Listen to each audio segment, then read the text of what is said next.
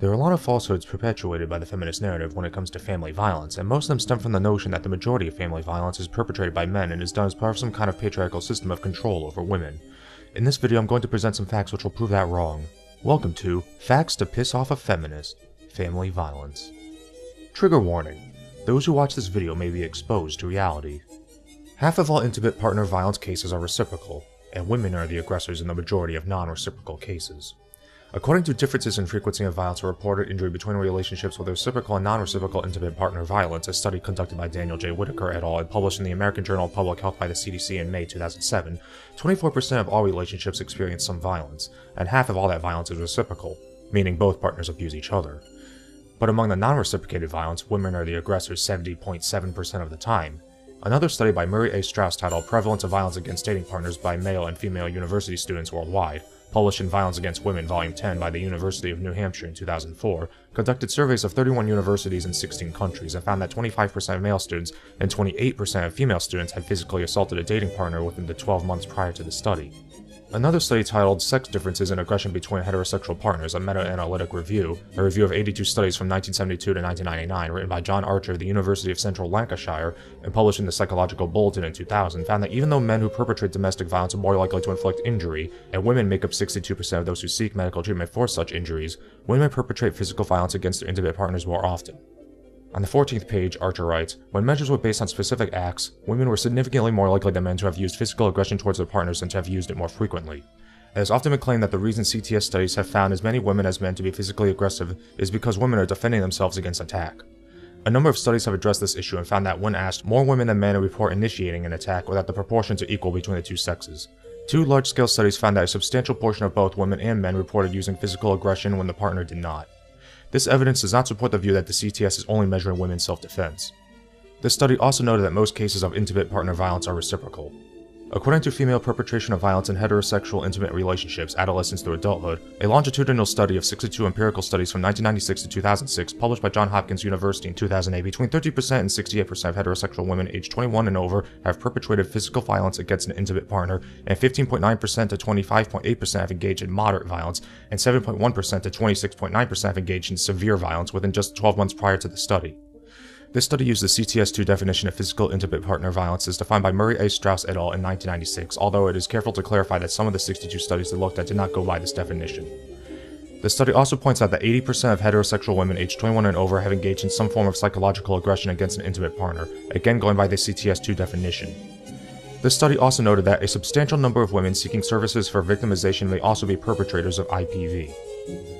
The perception that intimate partner violence is typically man on woman stems from the fact that men are less likely to report being abused by their wives or girlfriends or to seek help for it, probably because they'll more than likely be turned down by abuse shelters, get told they did something to deserve it, and maybe even get laughed at, and of course, feminists don't do anything to help.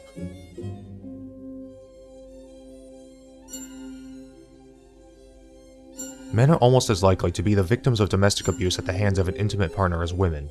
According to Intimate Partner Violence in the United States 2010, a report by the CDC, 32.9% of women and 28.1% of men have experienced some form of non-sexual violence at the hands of an intimate partner at some point in their lives, although women are a little more than twice as likely to experience severe forms of violence. When it comes to psychological aggression, men and women are about equally likely to be victims, with slightly more men than women having experienced some form of coercive control. The CDC isn't the only organization to report similarities between the genders of domestic violence cases, nor is this a recent revelation. In 1997, Martin S. Freiberg of California State University began compiling a list of research documents reporting gender symmetry in domestic violence.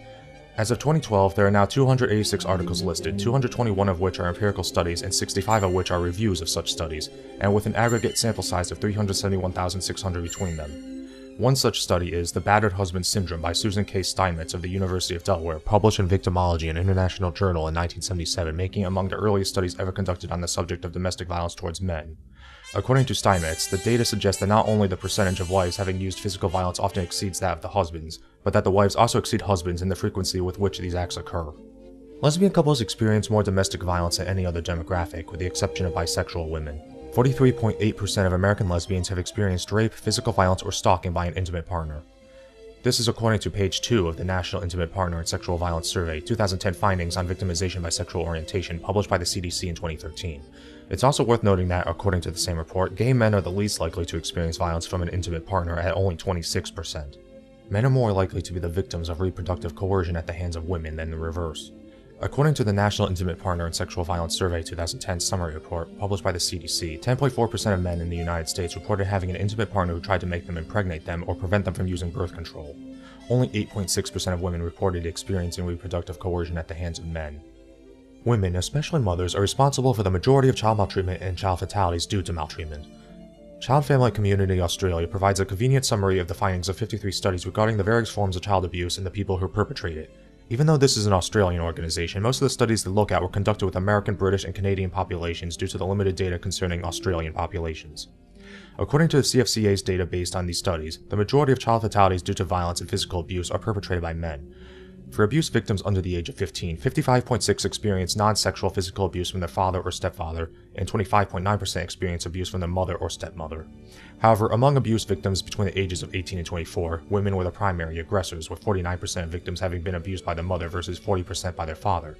In general, the more severe forms of non-sexual physical abuse were perpetrated by fathers and father surrogates. Men were also the perpetrators in the overwhelming majority of sexual abuse cases, making up as much as 90% of all sexual abuse perpetrators, and 26% of all abuse involving a male perpetrator involves sexual abuse. It should be pointed out that fathers and stepfathers were the perpetrators in only 13.5% of sexual abuse cases, with the majority being perpetrated by other relatives or family friends. With the exception of sexual abuse, all forms of child maltreatment are most commonly perpetrated by the victim's own parents or caregivers. When it comes to child emotional abuse, women make up half of the aggressors. However, the most common type of child maltreatment is neglect, making up 75% of child maltreatment cases according to Child Maltreatment 2014, published by the Department of Health and Human Services. Women are the perpetrators in the majority of neglect cases, which isn't surprising considering primary caregivers of children are most commonly women, but 2/3 of all child maltreatment cases involving a woman took the form of neglect, according to the CFCA, and the majority of child fatalities due to neglect happen while the victims are under the care of women. When neglect is counted as a form of maltreatment, mothers are the perpetrators in 40.7% of child maltreatment cases versus only 20.5% for fathers and 21.3% for both parents. When it comes to child fatalities due to maltreatment, 28% involve the mother as the sole perpetrator if cases of neglect are included, and only 15% of child fatalities involve the father acting alone, and only 21.8% involve both parents. This is according to Child Maltreatment 2014. It's worth noting that 35.6% of child maltreatment-related fatalities are due solely to neglect, and another 25.2% are due to a combination of neglect and some other type of maltreatment, according to the American Humane Association. It should be pointed out that, according to the U.S. Census Bureau, only 27% of children under 18 years of age are being raised by single parents, with 87% of those being raised by their mothers as of 2011, meaning only about 23.5% of children are being raised by single mothers. Boys and girls are about equally likely to be victims of child maltreatment, but boys are more likely to die from it. According to Child Maltreatment 2014, boys made up 48.9% of child maltreatment victims, and girls made up 50.7%. However, boys accounted for 58.3% of maltreatment-related fatalities.